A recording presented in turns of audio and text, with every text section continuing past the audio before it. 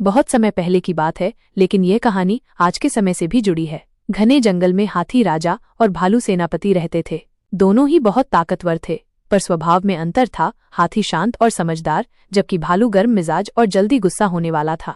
एक दिन जंगल में अजीब समस्या आ गई। जंगल के बीचों बीच बहने वाली नदी अचानक सूखने लगी। सारे जानवर परेशान हो गए। पीने का पानी कम पड़ने लगा, मछलियां तड़पने लगीं और पेड़ पौधे मुरझाने लगे। हाथी राजा ने जंगल की सभा बुलाई। उन्होंने सबकी बात सुनी और तय किया कि नदी का स्रोत ढूंढा जाए। भालू सेनापति ने तुरंत कहा, जरूर कोई और जानवर हमारी नदी को रोक रहा है, हमें लड़ाई करनी चाहिए। हाथी ने शांत स्वर में कहा, पहले सच्चाई का पता लगाना जरूरी है। हम पहले जांच करेंगे, फिर कोई फैसला लेंगे। भालू को ये बात अच्छी नहीं लगी। उसे लगा कि हाथी बहुत देर कर रहे हैं।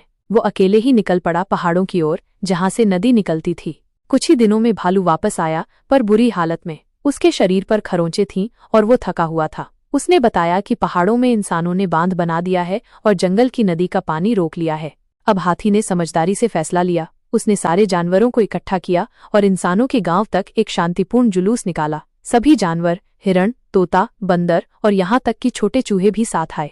इंसानों ने जब ये देखा तो चौंक गए। हाथी ने अपनी सूंड से एक सफेद झंडा उठाया था। वो इंसानों के सामने जाकर रुका और धीरे से सूंड से मिट्टी पर लिखा, हमें पानी चाहिए, लड़ाई नहीं। गांव के मुखिया को ये बात छू गई। उसने अपने इंजीनियरों से बात की और जल्द ही नदी पर बना अस्थायी बांध तोड़ दिया गया। पानी फिर से जंगल की ओर बहने लगा।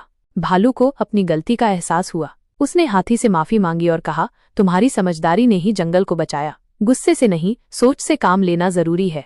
हाथी मुस्कुराया और कहा, ताकत तभी काम की होती है जब वो धैर्य के साथ जुड़ी हो। उस दिन के बाद जंगल में एक नया नियम बना, पहले सोचो फिर बोलो, पहले समझो फिर कदम उठाओ।